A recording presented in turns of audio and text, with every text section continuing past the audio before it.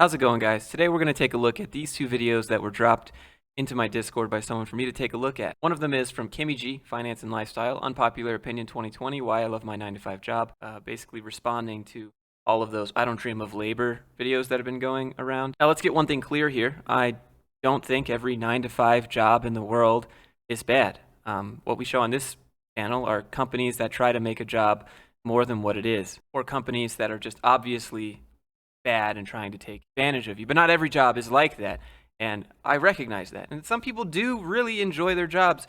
For some people, it just wouldn't make sense for you to go out and try to do it yourself. Like if you wanted to be an astronaut, right? Like you have a couple options. You can go fly with Bezos, Elon, Virgin Galactic, or go to NASA, right? Like it's not very feasible to be that thing on your own. So like you have to get a job for that. And you know, there are certain things that people just love to do every day. Maybe that's for them. And that's great. That is fantastic. I have no issues with that. And so before we jump into these videos, let's just clarify, we're not here to bully or harass or pick on smaller YouTubers.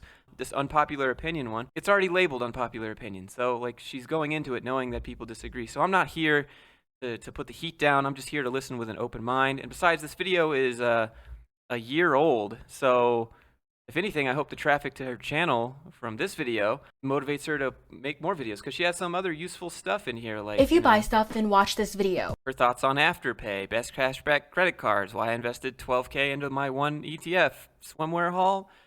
Not so much for me, probably, but I'm sure there's some people out there it could add value to. Anyways, let's just jump in and listen to it. Go ahead and smash that like button on this video and her video. First and foremost, having a typical 9 to 5 job is a great way to really form, build, and develop foundational skills. Now, when you're working in the corporate world, a downside is definitely that you're working under someone else and, you're not creating your own hours, you're not your own boss, you are being told what to do. However, under these circumstances, you're at an amazing advantage. From my personal perspective, I just see so many benefits to this because you are in a very low stakes role. You're there your first couple years to really learn, develop, and bring value to the table. You learn so many basic competencies that you wouldn't learn at school or on your own. I don't know about that.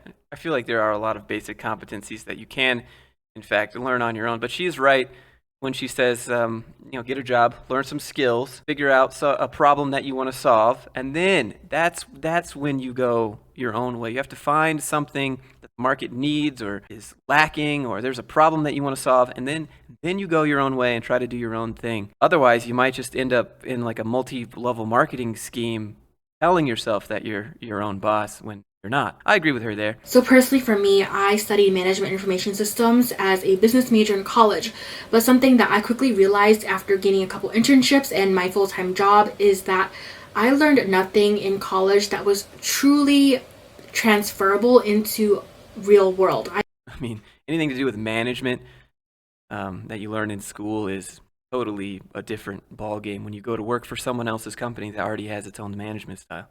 I was not able to apply a lot of the concepts that I learned in college into the real world. What I learned on the job was what I was able to actually apply and bring value to the table as an employee. Now, in the corporate world, you're going to gain so many different competencies you have not had before, such as Excel proficiencies, how to work in a team, how to collaborate in a team, how to provide actual customer service sometimes, how to type professional emails, how to network with people. Those things that she's mentioning are like basic classes in college that are definitely applicable, like Excel, technical writing, customer service, go be a cashier for a few months. Like, it's not too hard. How to slowly develop leadership skills. And it's also a really great starting ground for you to build a specific expertise, whether that's in a specific industry, a specific role that you're in. There are just so many benefits when you're in this spot. Not to mention, under these circumstances of a 9 to 5 corporate job, you're really learning the ins and outs of a business, how it's run successfully, proven methods on how the company trains its people. Yeah, I agree with that. It depends. You got to be buddy-buddy with certain people, though. Like, you got to go to your bosses. You got to ask them, what's the plan? Are we currently being courted by any other companies to be acquired? Like, you really have to want to know how the business works so you can take all that knowledge and take it later for yourself if you want. Because if you're just there and you plan on working there forever, like that information doesn't really matter to you. On top of, you really need transparent leadership that is willing to offer you that information. Not a lot of transparent leaders out there, but if you manage to find one, that's fantastic. Just learning so much on the job that you wouldn't if you woke up one day and decided that you wanted to run your own business, right? I don't know if I agree with that because I've done both. I'm definitely always trying to learn. Whereas if I'm at my job, I'm just doing the job to solve the tasks that I've been given, and I'm not really thinking about much more than that if it's 5 o'clock or not. Job, you're in the perfect position where you're paid to learn and develop yourself, gain skills, and actually apply them. And it's a great way for you to gain credibility for what you're doing. And regardless of what your next motivations and aspirations are, whether you want to move into another industry, whether or not you want another corporate job, whether or not you want to rise the ranks, start your own business, become an entrepreneur, this is just a great starting ground. The second reason why a 9-to-5 job is so advantageous and beneficial is definitely because of the stable salary. Now, There's no such thing as a stable salary. It's just a very, very well presented illusion. They can let you go at any time. They can cut your pay at any time. It just seems like it's stable because it feels like it's stable. You come in every day, so you expect to get paid for those days, and like you're never thinking about what they're doing behind the scenes. Stable jobs, job stability, job security, that's a thing of the past. That's just the unfortunate reality. Like it might feel really stable. You might have had a job that has like, I was great, and 10 years there, no problems. That good for you. But that doesn't mean a job is secure. You have no control over your security unless you're what Seth Godin calls a linchpin, which means like you're indispensable, you're unreplaceable. And as we all know, no one, at least these days, is irreplaceable. You will be replaced. You will. You will be training your own replacement that's about to be outsourced somewhere else. That's the reality of it. I think it's pretty obvious that money is one of the best reasons to have a job, or the only reason to have a job actually. And honestly, regardless of what your intentions are in life, whatever your next move is, you're going to need funds. You're going to need money to be able to pursue anything. Keep in mind that as I'm going through this point, I'm definitely not disregarding the fact that you can make money elsewhere. Like a 9-to-5 corporate job is definitely not the only way and method to make money, especially if you're looking to make a lot of money. And I'm also not disregarding the fact that if you pursue fire, the aftermath is not sustainable at all. All I'm trying to say is that 9-to-5 offers the great benefit of providing you a stable salary. There is no stable salary. That like it just seems like it is. Having a stable salary is so important because it's giving you the opportunity to build your savings and provide for your own livelihood. Point blank, a stable salary is a necessity. I think another way to look at why a stable salary is so beneficial as opposed to taking a riskier route, especially when you're starting out after college or, after high school, whatever that may be, it's definitely because think about it in terms of Maslow's hierarchy of needs. So if you're thinking about physiological needs and safety needs, those are definitely going to be things like food, shelter, clothes, all the basic things. And so you need to have a stable salary to be able to do so. No, you just need money. Like, do you want a job or do you want money? Because you can make money without a job. Another thing that gets me with stable salaries is a lot of that comes with overtime, especially if you're new. Fresh out of college, you really want to prove yourself, so you're really willing to work all those overtime hours. You don't get rewarded for them, but you think that you're being rewarded by being noticed. But when you work overtime, just keep in mind, you are devaluing yourself. In the United States, if your salary, you don't get paid for more than 40 hours. Work 80 hours, great, you have just half your hourly rate. So like, you make $100K a year, that's like $50 an hour, and you work 80 hours one week, you now make $25 an hour. So overtime is one of the biggest memes about salary. The harder you work, the less you are valuing yourself. To me, there's just almost no reason to work harder when you're on a salary because you're just not going to get paid for it. That's just not how salaries work. You're just there to do the minimum to keep everyone happy and try to get as much time as you can for yourself since you can't get any more money. Needless to say, having a stable salary provides you a sense of financial security you just can't get elsewhere. Yes, you can. Yes, you can get financial security in other ways. Especially if you wake up one day and decide to pursue a risky path with no sense of financial security, especially a financial safety net to catch you if you fall. Alright, the third benefit of having a typical 9-to-5 job is definitely going to be the benefits. Pause right here. Everyone in Europe is laughing at us. Here in the US, companies are like, hey, bro. Hey, you need those prescriptions to stay alive, right? We provide benefits for you. It's really sad that it has to be this way, but it is what it is. If not all companies offer some form of benefits package for their employees. What's really cool about having a decent benefits package or decent benefits offering from your company is that it's curated and created for you as an employee. That's not true. Benefits packages are created as business deductions for the company. Like your healthcare plan is a group plan, because individual plans where you can pick it yourself are more expensive. Group plans, they get a group policy discount, the company does, and so that saves them some more money. They're not in your interest. They're just there to make it seem like they're a good place to work, but they're actually there just to be tax deductions for the company. All of the benefits are created in your interest. Exactly the opposite of that. All the benefits are created in the company's interest. They're just there to save a company money. In fact, I'm pretty sure if companies could get away with offering no benefits, then they would. But right now, everyone has to offer benefits to compete with other people offering benefits, which is why companies have started to implement these health improvement programs. Maybe your company has a fitness program or something like that, and they want you to get involved and you can win a $10 Amazon gift card. Well, what you're really doing by enrolling in this is giving the company even more savings on their healthcare plan. As their employees get more and more in shape, their insurance gets lower and lower. So again, it's not really personalized for you. It's just there to save the company money. So this could be anything ranging from a 401k plan, 401k match program for you, healthcare for not only you, but sometimes your family as well, dental care, life insurance, paid time off, and even sick days. These are all extremely advantageous to you, especially because if you were to go out of your way and individually enroll in anything yourself, then it could be extremely costly. It is what it is, you know. She is right. It is costly. This is one of the major things I was thinking about in terms of why FIRE can be very complicated, because when you have a job and you're offered a benefits package, you can automatically deduct the price of a lot of these insurance policies and plans from your paycheck itself. But if you pursue FIRE, you're kind of out on your own out there. And if you have kids or a family, you have to take into consideration, what plan is the best for not only myself, but for my kids as well. Well, okay, so let's pause there. She is implying that the company has picked the best plan for the employees, right? I think that's kind of what you're saying, because if you do it yourself, you have to figure out what the best is. Whereas if the company does it for you, they've already figured out what the best plan is for you. That's not true either. Companies pick what they can get the best deal on. Usually, companies aren't interested in picking the absolute best plan. There are some companies out there that are like, we provide healthcare, but you pay for all of it, right? Like, that's not the best. They're just doing it so that they can get people to work at their company. And what's cool to think about is that a lot of these benefits that your corporate company is offering you is essentially free money on the table. So that's not actually how it works at all.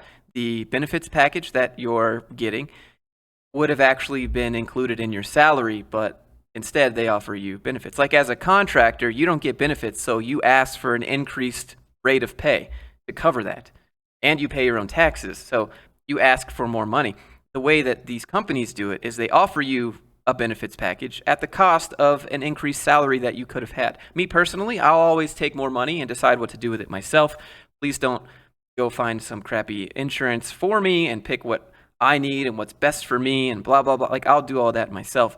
But you have CTC, right? Total compensation package, which includes the cost of your benefits. It's not free money on the table. It's money they could have been paying you that you could have chose to use somewhere else if you wanted. But they've removed that choice from you and chose to give you benefits and said, here you go. But it's not free money. So being able to provide you a match, like a percentage match to your 401k retirement plan, or giving you paid time off or even sick days. Paid time off. You can't brag about paid time. I feel like that's just a human right to have time off.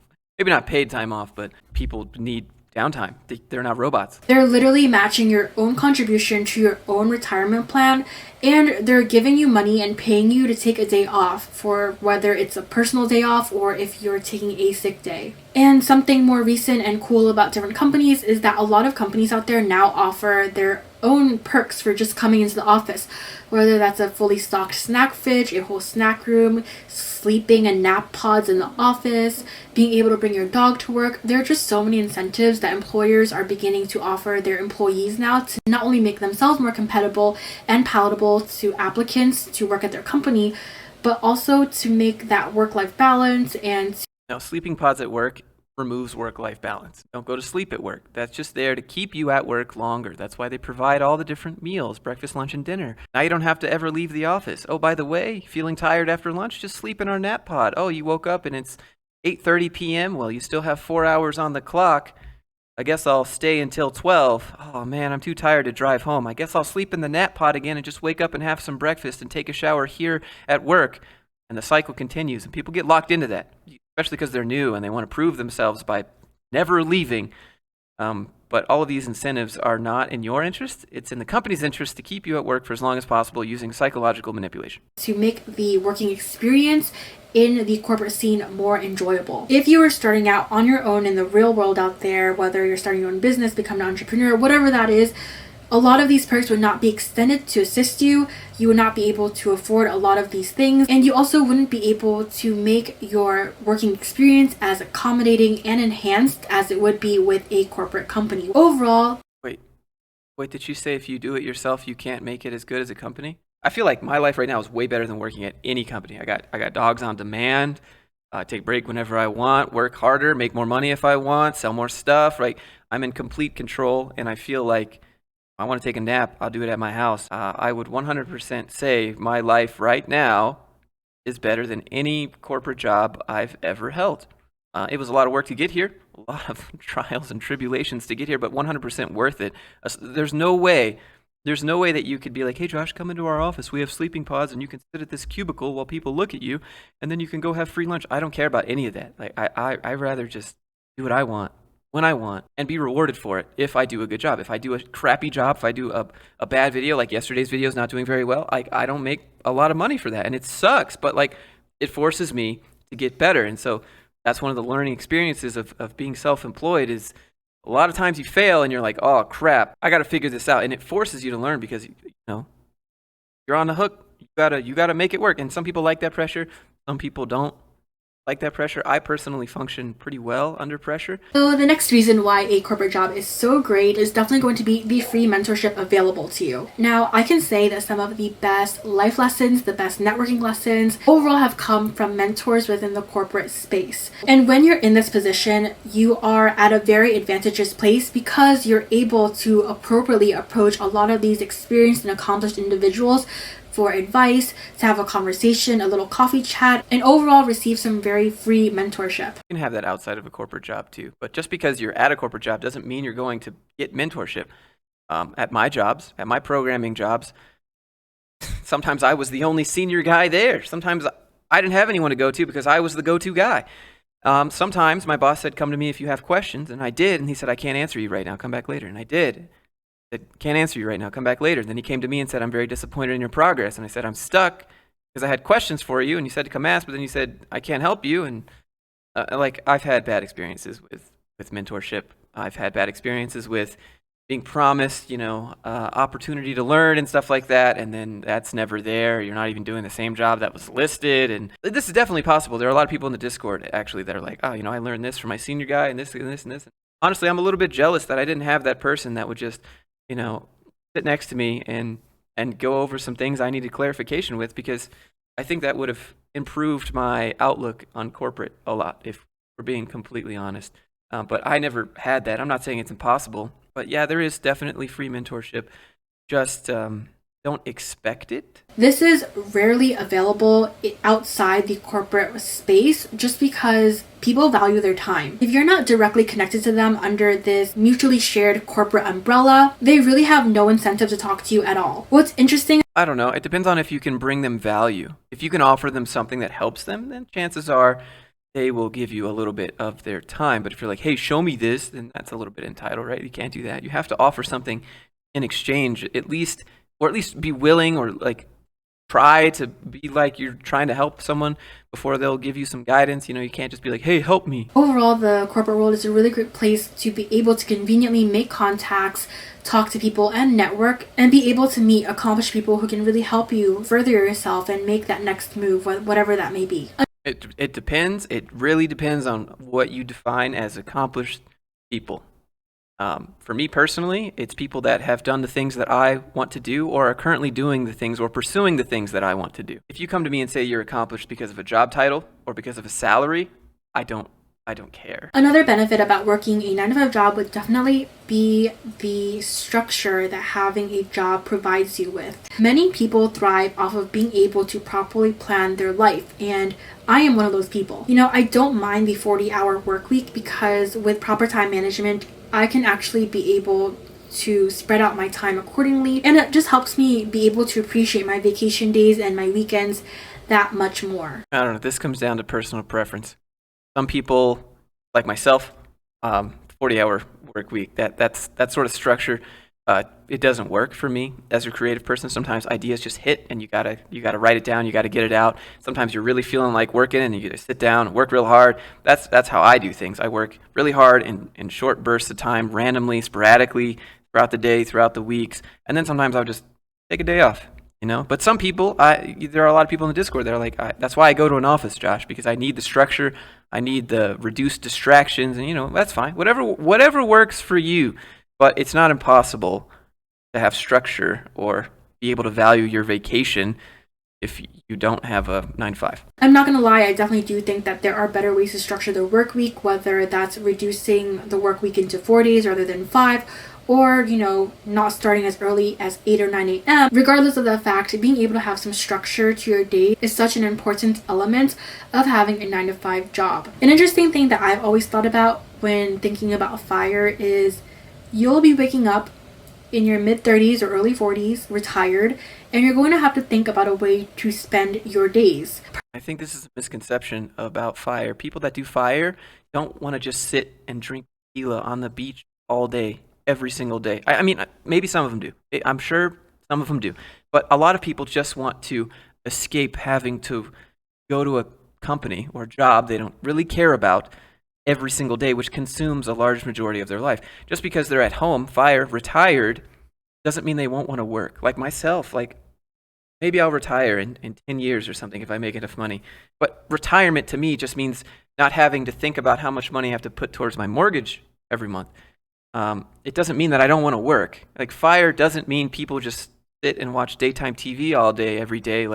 I'm sure the people that are FIRE and retire early want to retire early because they want to have time to do the things that they didn't have time for to begin with. So she's saying, you're going to have to figure out what to do with all that time. I'm sure every day that they worked towards retiring early, it was a day closer to being able to use their time how they wish they could do it every day anyways. Personally, for me, I am an avid traveler. When I have free time, especially extended free time, I like to hop on a plane and explore the world. However, if I were pursuing FIRE, obviously that would not be realistic. With FIRE, you're already retired at a very early age, so all the funds you have to be maximized, and the things you do with your time from the point that you pursue FIRE onward has to be very sustainable. Yeah, but just because you're FIRE doesn't mean you can't make more money. I think that's a big misconception here. I will. When I'm retired, I'll still work. I'll still try and sell things and make money and whatever, help people, consult, whatever. Just do stuff, right? I'm still going to work. I'm still going to try to make money. It doesn't mean that you're on a set income every month. I mean, you might be. Maybe some people are, and that's what they're satisfied with. But I'm sure a lot of people out there are retired now that they can try to make money some other way on their own time, doing what they want. Or if they need more money, they can always get another job and quit later because they already have their livelihood mostly taken care of. Obviously having a lavish vacation or traveling to multiple places throughout the year is not going to be an effective or sustainable way to spend the limited income you have. And you're assuming that these people are just going to live off of what they have forever and never work another day in their life. And that's not what early retirement is about. It's about working on your own time. It's not about these people being lazy. It's about these people not worrying about their bills anymore so that they try to do the things that they want, that they wish they could have done this entire time. And sure, there are very frugal and inexpensive ways to go about traveling, but once I'm retired, I don't want to worry about how to maximize my trip to make it as frugal as possible. It's not going to be relaxing at that point for me. So from a personal standpoint, I'm completely okay with having a typical 40-hour work week and having those couple weeks every couple months to travel and enjoy my leisure time. Whereas I think that with FIRE, knowing how to spend my time accordingly once I'm retired is going to be a challenge. And I'm just not that type of person where I can enjoy not having a set format to life. You can make a set format. You can still go work if you want, even if you're retired, right? But now you don't need them. You just show, hey, I'm here today. I'm going to work because I want to, not because I have to. You could still work. You could still make money if you're retired early. The last point to make about why a 9-to-5 job is beneficial is because of geography.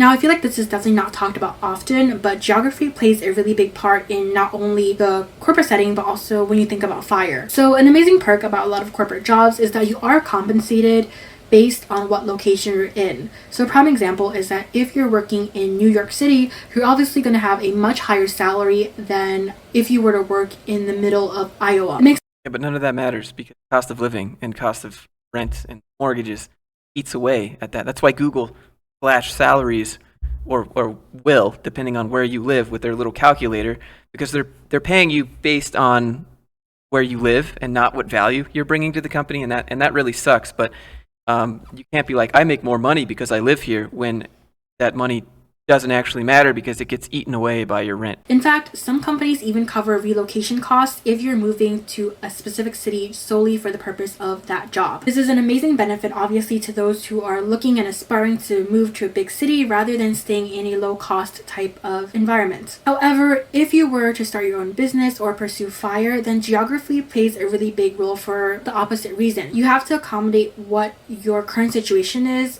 to where you can actually live. So a prime example of this is if you're pursuing FIRE and you're looking to retire very soon, then the location you choose to live in has to be very low cost and very sustainable based on the amount of money you have to live off for the rest of your life. Again, it's the misconception with FIRE here, is that people that do financial independence retire early, it's like they still can make money. They can still increase the amount of money they have in their savings account. You don't want to just save up a lump sum and then try to make it last. You want to have cash flow coming in every single month. Cash flow that increases because you have assets that are increasing in value, whether that's stock market, physical assets like real estate. You can increase the net worth that you have being retired. You have to take into account where your money is going to be able to spread the furthest out of all other options. And if we're talking about starting your own business or becoming an influencer or anything of that sort, then your location is going to be very dependent on those certain factors too. So where is your business going to be most sustainable? When it comes to starting your own business, where are your operations going to be kept lowest? Although there are many online businesses nowadays, if it's something like a restaurant or a shop of some sort, then obviously a location is going to be very important. And if you're becoming an influencer, then I would say that a lot of brands and a lot of influencers tend to live in bigger cities.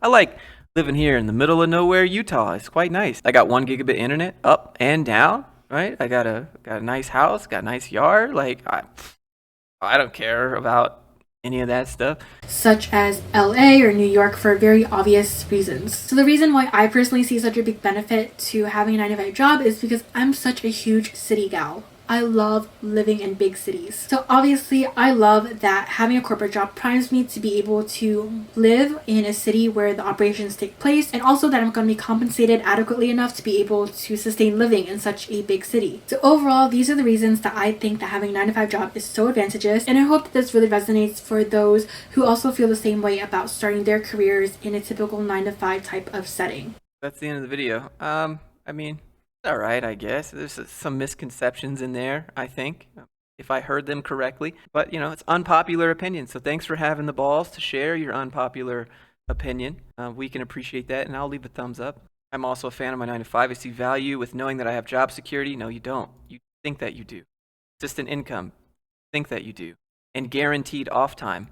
Just think that you do. You have to request vacation, and they have to approve it. Like, you in kindergarten or something. Crazy. Whereas entrepreneurship, you're pretty much always working with no days off. That's not true. That's not true. That's not true. That's not true. I have off days whenever I want. I'm not always working. Like it's easy to always work with entrepreneurship because you're usually doing something that you really care about, and you know that if you work harder, you will hopefully make more money. So it's easy to be always working with no days off. It doesn't mean that you're doing it because you can't. Maybe some people can't, at least. Probably that's usually how it goes at first. You got to work really hard, and then slowly you can kind of taper off and have some off days. But not always, pretty much always working. I'm happy with my 9-to-5, good lifestyle and security. The golden handcuffs. That's when people say good lifestyle, that means golden handcuffs. They pay you enough to buy the things that you want, but if you quit your job, you wouldn't be able to afford your life. So be careful with this lifestyle creep. Definitely resonates. I'm learning to appreciate all the perks of working in corporate America. Godspeed. Having a stable job is something to be proud of, yet have no control over the stability of it. The most important thing is to be fulfilled by what you do. I mean, to a certain degree, as long as it's paying the bills, you know? Like, a lot of people would like to do things that make them fulfilled, but that usually costs them money and not makes them money. Most businesses fail. Entrepreneurship is not a guaranteed path to financial health and stability. Neither is a job. Oh my gosh, wow, I never thought about it like this. The benefits are so great, it's hard to quit. You can just create the benefits for yourself. Love how you said that working a job means that you're getting paid to learn new things. I get paid to learn new things all the time. I just get paid later for it. Like one of my videos, I was really practicing on color grading. That increases the production quality of my channel, hopefully, and then I get paid for that later over the increase of quality. Like, you still get paid if you're self-employed to learn stuff. You just get paid later for it. Anyways, guys, that's this video. Go look at it if you want. Again, be nice. We're not here to bully, harass, right? It's unpopular opinion. Like, you should put that in the title here, okay? Don't go give anyone hate. Go leave a like on this video. And if you liked my response to it, leave a like as well. I'd like to end this cordially. I'm not trying to start any YouTube beef like Tech Lead and CoffeeZilla, okay? Like, I'm just trying to respond to her opinion with my opinion. And hopefully you guys have learned a thing or two. If you did, maybe subscribe. See some more videos like this. Leave a comment. Let me know what you think. And I hope that you upload some more videos, Kimmy G. It's been quite some time, almost year and 2 days to the day. So get back to posting. We need to see more. I hope you guys have a good day.